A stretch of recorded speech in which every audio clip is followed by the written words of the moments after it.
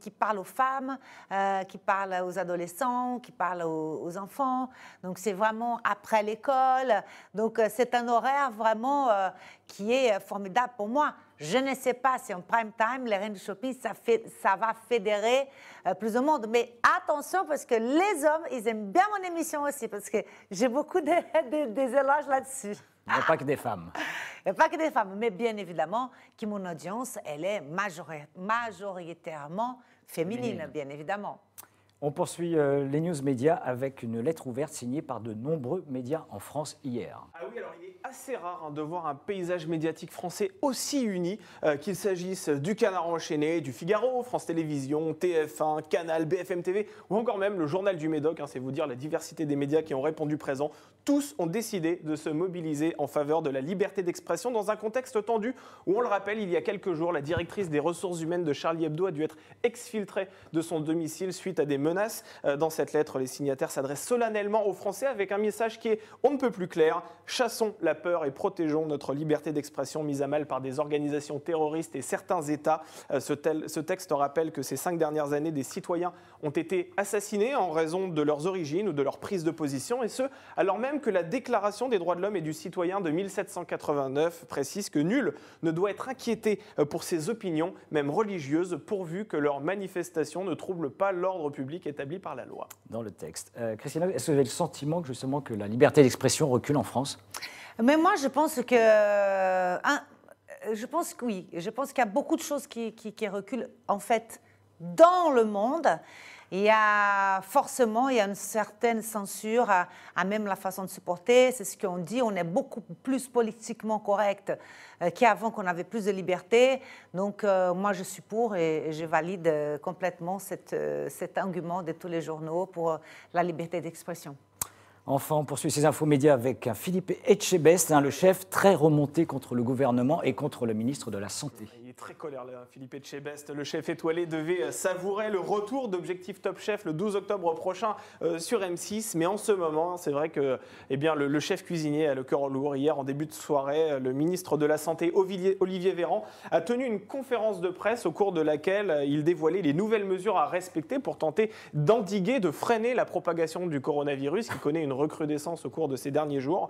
Et l'une de ces décisions a provoqué la colère des restaurateurs dans la mesure où l'exécutif a décidé de fermer à partir de lundi prochain les établissements de bouche au plus tard à 22 h lorsqu'ils se trouvent dans des zones classées en alerte renforcée. En fait, il s'agit de 10 métropoles, dont Paris, et à Marseille et en Guadeloupe, 2 territoires estampillés cette fois-ci en zone d'alerte maximale. Les restaurants et les bars resteront purement et simplement fermés à partir de lundi. Alors hier, Philippe Etchebest a pris la parole sur BFM TV en direct et il a dénoncé une décision injuste. Il faut arrêter de stigmatiser notre profession. Pourquoi on autorise une manifestation de 1000 personnes? Lui, il a 80 places assises. On prend tout dans la gueule. C'est insupportable. Voilà vous comprenez, au-delà du coup de gueule de Philippe Etchebest, qui est également une des grandes figures de M6, est-ce que vous comprenez les décisions du gouvernement? Comment vous les ressentez ce matin? Et alors, honnêtement, je suis vraiment... Je ne sais pas quoi vous dire. Je ne sais pas quoi vous dire, c'est que c'est très difficile, hein. C'est une crise absurde. Là, les restaurants fermés à 10 h, déjà, il n'y en a pas beaucoup de choses ouvertes, les boutiques ne fonctionnent pas, les théâtres, les gens n'y vont pas, les cinémas. C'est vraiment une situation très délicate. Et je ne sais pas, je pense que ça va être une faillite internationale quand on me sent comme ça. Donc, je peux très bien comprendre ce que dit Philippe, parce que pourquoi on va fermer les restaurants alors que les stades de foot, il y a plein de monde et tout ça. Je suis d'accord avec lui. Je ne sais pas quoi vous dire. Honnêtement, je suis comme beaucoup de Français que je déplore. On n'est pas content de vivre comme ça. Et bien évidemment, si le restaurant il respecte les distances. Mais le problème, c'est qu'il y a beaucoup de gens qui vont au resto, qui ne mettent pas le masque, qui ne respectent pas, qui s'élèvent, qui vont aux toilettes, qui ne mettent pas le masque. C'est très compliqué. Moi, je ne sais même pas quoi vous dire. Vous me demandez qu'est-ce que j'en pense, je ne sais pas quoi vous dire. En tout cas, ça fait peur. Moi, j'essaye beaucoup de choses que je dois de faire, de sortir. Je n'y vais pas à cause de ça.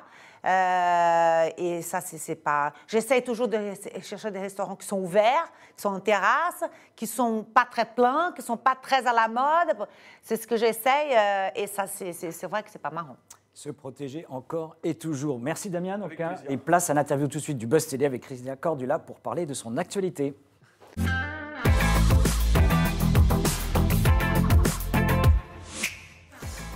Alors, vous présentez, on l'a dit, chaque jour, 17h25, un épisode inédit des Reines du Shopping sur M6, une émission dans laquelle donc, les candidates s'affrontent sur le terrain de la mode en fonction d'un thème que vous leur donnez. Quel est le thème justement et de cette compétition cette semaine? Alors, je ne sais pas qu'est-ce qu'il y a cette semaine. Vous savez Qu'est-ce pas qu'il y a ce qu'il cette y a semaine? Les amis? Les amis, les meilleurs amis. Ah, les meilleurs amis, parce Les que Robert Fleur. oui, parce que ce que on sait que c'est diffusé cette semaine. Ouais. On a tourné, ça fait un bout de temps, et ce que je suis très contente, c'est que cette nouvelle formule, depuis longtemps, on a envie de faire, et c'est bien qu'elle est là, parce que le côté tête-à-tête avec les candidates après leur shopping, c'est un moment privilégié qu'on n'a jamais fait dans cette émission. Donc, c'est-à-dire que chaque candidate, après leur shopping, on passe un moment ensemble et on va débriefer tous ces achats. Tous ces essayages. Et comme ça, je donne beaucoup plus de conseils indirects, je réponds à ces questions, on parle de coiffure, on parle des couleurs, de colorimétrie, pourquoi ça ne va pas cette tenue qu'à l'essayer. Donc, c'est un échange vraiment qui c'est sur mesure pour chaque fille. Et bien évidemment, tous les téléspectateurs, ils ont encore plus de conseils. Et ça bouge, quoi. C'est une séquence qui est très live. Bon, maintenant, avec le corona, on prend toutes nos distances. Je les embrasse plus et tout ça. Est-ce que ça a compliqué justement les tournages? Ah oui, ça a beaucoup compliqué. On a des mesures très strictes pour le tournage, donc prise de température 2 fois par jour. Le masque doit être changé tous les 4 heures. Les maquilleurs me maquillent avec et le masque et la visière. Les filles, nous avons toute une distance maintenant. Je ne les embrasse pas, je ne serre pas les mains, mais on n'empêche pas de continuer à tourner et de donner et de faire plaisir à nous faire plaisir et de faire plaisir aux téléspectateurs. Mais donc voilà, cette nouvelle formule, ça plaît énormément, ça fait beaucoup de succès. Et puis on vient avec des thèmes qui c'est les spéciales aussi que ça plaît énormément. Donc les meilleurs amis, grand-mère et petite-fille, mère et fille, jumelles. On a eu célébrité avec Roselyne Bachelot. Voilà, donc ce sont des thèmes.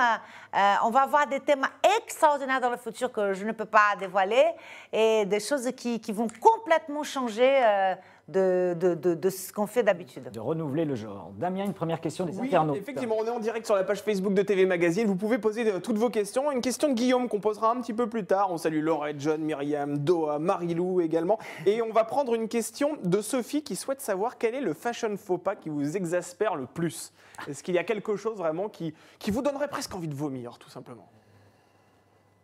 Après, envie de vomir, on ne va pas arriver Pas à arriver là, jusque-là. Mais non, mais on parce sait que que vous là, êtes c'est pas à passionné. ce point-là, pardon, pas à ce point-là.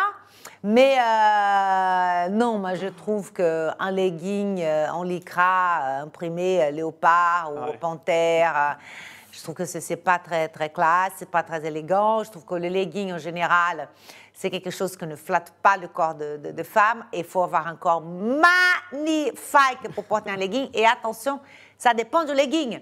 Ouais. C'est un legging joli, un cuir, bon, limite ça passe, mais pas n'importe lequel. On parlait de la thématique des amis. Si on se rapproche de vous et qu'on parle de l'univers de la télé, quel serait l'animateur ou l'animatrice que vous désigneriez justement comme votre meilleur ami à la télé? Meilleur ami? Oui, à la télévision. Je n'ai pas de meilleurs amis dans le milieu de la télé. J'ai des collègues de travail, des gens que je suis proche, comme Stéphane Plaza, Alex Good. J'ai des gens que je suis proche, mais vraiment, je peux dire que ce sont mes amis. Tiens, ce sont mes amis, plutôt Stéphane et Alex. Mais je m'entends bien avec tout le monde, mais ce n'est pas des meilleurs amis. Mes meilleurs amis, c'est des gens que je connais depuis très longtemps, qu'on a déjà passé toutes les épreuves, des moments difficiles, des moments de joie, et qu'ils étaient toujours là pour moi. Donc, c'est ça, les vrais amis. Vous avez parlé tout à l'heure d'une spéciale célébrité à laquelle participait Roselyne Bachelot, la ministre de la Culture, qui fait beaucoup parler d'elle en ce moment. Le tournage s'était déroulé évidemment avant qu'elle soit ministre. En janvier, oui, en janvier. Quel souvenir vous gardez de Roselyne Bachelot? Bah, le souvenir que je regarde sur Roselyne et d'ailleurs de toutes les candidates, c'était formidable.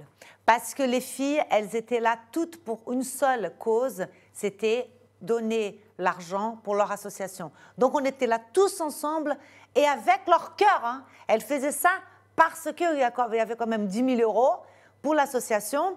Donc il y avait une ambiance extraordinaire. Roselyne, pardon, une femme d'une classe, mais j'appelais Roselyne à faire l'émission parce que moi, j'admire sa façon de s'habiller. Moi, je trouve que c'est une femme très classe.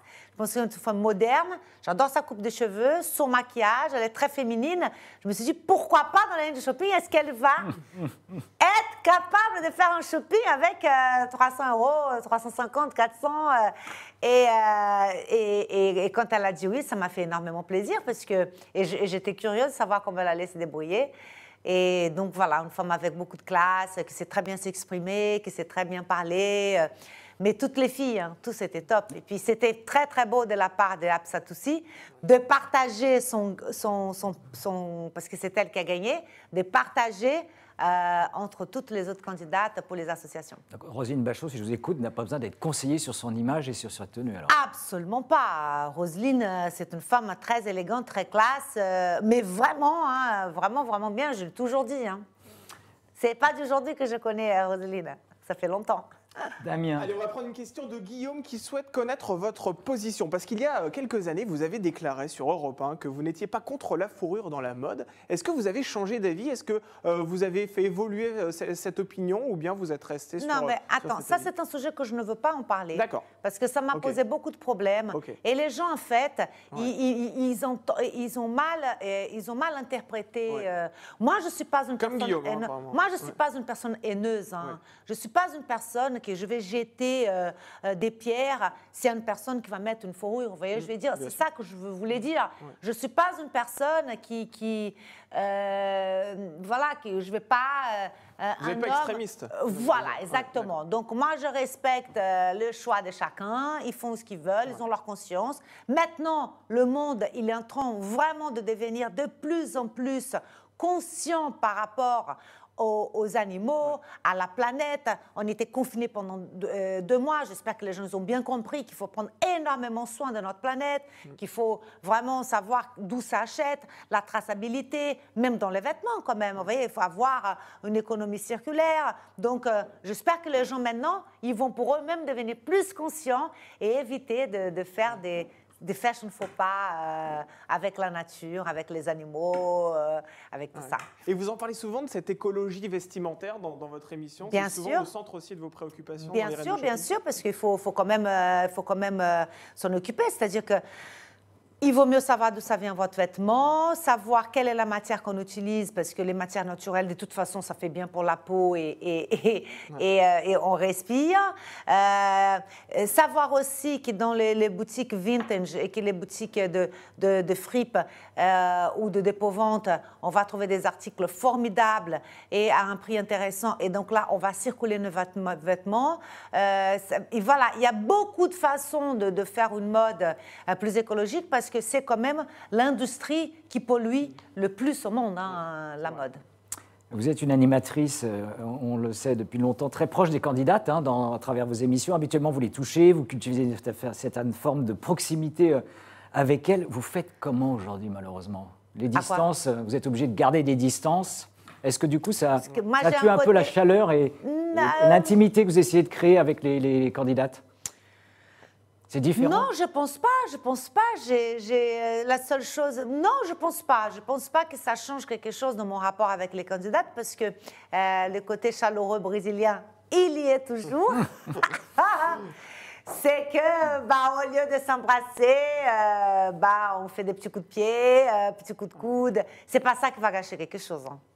Damien, une réaction d'un internaute? Effectivement, alors il y a une question assez marrante de Mohamed, mais qu'on abordera un peu plus tard dans l'interview. Je la donnerai tout à l'heure. On salue Pascal, on salue Mélodie, Maëna également. On va prendre une question de Sophie qui souhaite savoir si vous aimeriez un jour présenter une émission uniquement avec des hommes. Parce que c'est vrai qu'aujourd'hui, vos émissions, elles sont essentiellement composées de candidates. Mais on a présenté déjà un roi du shopping. Les rois du shopping, effectivement. C'était formidable. Oui, mais aujourd'hui, vous n'avez que des femmes autour de vous. Ça ne vous manque pas un peu d'avoir mais des moi, hommes j'aurais adoré les garçons. Hein, et les garçons, ils sont top, hein, ils ont envie. Hein.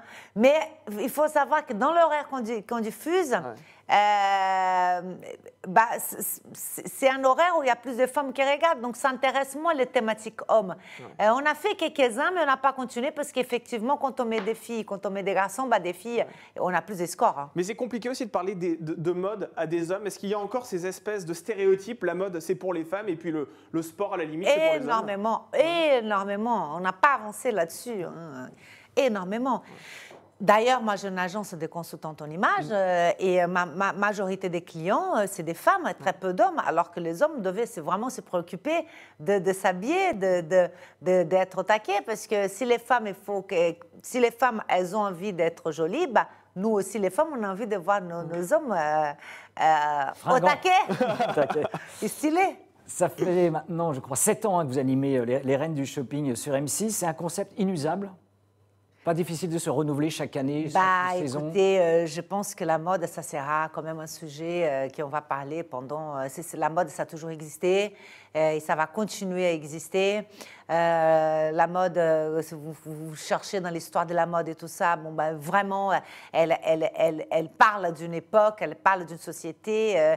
La mode, elle fait partie de l'histoire, elle fait partie de la culture et elle raconte beaucoup de choses par la mode. Donc, moi, je ne pense pas que la mode, c'est un sujet qui va être caduque. Et la Reine du shopping, c'est bien parce qu'on a démocratisé la mode et maintenant, elle est à portée de tout le monde et les gens, ils savent maintenant décortiquer la tendance par rapport à eux, par rapport à leur morphologie. Et c'est bien d'apprendre des gens à se mettre en valeur. Donc, je pense que c'est une émission qui va durer longtemps. Je me le souhaite. Et vous n'avez jamais ressenti la moindre lassitude? Non, parfois les audiences, elles sont moins bonnes, mais donc nous, comme on est... mais la majorité, on est là, ça fait 6 ans, donc ça veut dire que c'est une émission qui est en pleine forme. Parfois, il y a un peu un coup de mou parce qu'il y a peut-être quelque chose, je ne sais pas, en élection, j'en sais rien, moi. Mais on se pose constamment des questions. Et on regarde beaucoup sur les réseaux sociaux, on regarde beaucoup ce qu'ils disent. Donc, voilà, c'est une façon qu'on fait aussi de nous renouveler, de venir avec des idées qui vont plaire aux gens, que les gens, peut-être, ils disent « Ah, j'aimerais voir plus de ça ». Donc, voilà. L'important d'un succès, c'est de toujours se poser une question. C'est toujours se poser des questions. Ça, c'est pour nous, les êtres humains, et aussi pour tout ce qu'on fait dans la vie. Plus on se pose des questions, plus on améliore. Damien. Une question qui rassemble 2 internautes, Maëva et Coco. Est-ce que vous avez prévu dans les prochains mois de faire une émission spéciale autour des femmes rondes? Mais bien sûr, on a déjà fait. Hein, oui, bien sûr. On a déjà fait. Et puis, un de mes prochains thèmes, ça sera pour les femmes rondes. D'accord. C'est important, justement, oui. Mais bien évidemment, de toute façon, mais bien évidemment, moi, j'ai toujours parlé. Hein. Ouais. Je vais vous dire que moi, mon 2e livre que j'ai lancé, donc c'est-à-dire en 2010, nous sommes en 2020, hein, c'était pour les rondes. Ouais. Donc voilà, c'était... Mais vous évoluez sur cette question, ce qui n'est pas le cas des marques qui s'activent dans le domaine de la mode, parce qu'aujourd'hui on se rend compte qu'il y a des améliorations, mais il y a aussi beaucoup de publicité avec des femmes avec des silhouettes parfaites, ce genre de choses. Les femmes rondes ont encore du mal à être visibles dans l'univers de la mode. Mais ça a beaucoup amélioré. Hein. Ouais. Ça a beaucoup amélioré. Donc, c'est-à-dire qu'aujourd'hui, c'est une mode complètement inclusive, hein, de plus en plus. Hein, même les pubs, hein, même ce qu'on voit. Et oui, et ça, et heureusement. C'est-à-dire que les stéréotypes de la femme Barbie parfaite, ça commence à être caduque. Hein. Ouais. On parle d'image, il y a un mouvement qui a fait son apparition ce mois-ci sur les réseaux sociaux. Il s'agit du hashtag lundi 14 septembre, derrière lequel des collégiennes et des lycéennes réclament le droit de s'habiller comme elles le souhaitent. Indicateur quoi? Lundi 14 septembre, c'est le terme. 14 septembre. Exact. Certaines appelaient à se vêtir de façon provocante pour dénoncer les règlements sur les tenues vestimentaires jugées parfois sexistes. Est-ce qu'une jeune fille, selon vous, a le droit de s'habiller comme elle veut? Alors, ça dépend d'où. Ouais. Moi, je pense qu'à l'école, excuse-moi, c'est pas un endroit pour être sexy, machin, tout ça. Moi, je pense que, vous voyez, ça dépend parce qu'il faut qu'on soit habillé par rapport à chaque occasion. Donc, on ne peut pas faire ce qu'on veut, malheureusement, mais que les filles doivent revendiquer le droit de s'habiller comme ils veulent, Mais je suis complètement d'accord. Hein. Ce n'est pas parce qu'on se met en jupe qu'on va, on va nous taper, comme ce qui est arrivé il y a 2 jours avec une femme. Ouais. Ce n'est pas possible. Donc les femmes, elles ont le droit de s'habiller comme elles veulent. Mais après, à l'école, excuse-moi, on ne va pas provoquer. On est là pour travailler. Je ne sais pas, moi, je ne vais pas aller parler avec mon banquier, avec un décolleté, une mini-jupe. Mais en revanche, avec mon mari, je vais être plus sexy. Donc, il faut savoir, pour chaque occasion, il y a une façon de s'habiller. Damien, une dernière question des internautes. Oui, justement, on va prendre la question de Mohamed parce qu'elle correspond parfaitement au thème que l'on est en train d'aborder.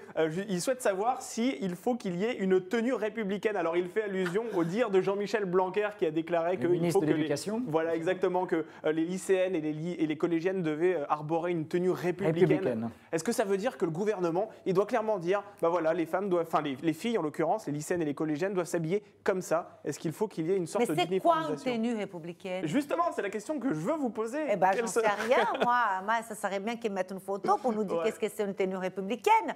Bon, une tenue laïque, peut-être oui, parce que ça fait partie de la règle de la République. Nous sommes un pays laïque. Donc là, sans oui. Signe religieux distinctif. Voilà, sans signe religieux distinctif. Ça, c'est une règle. Ça, c'est le pays est comme ça. Donc, si le pays est comme ça, il faut respecter les règles.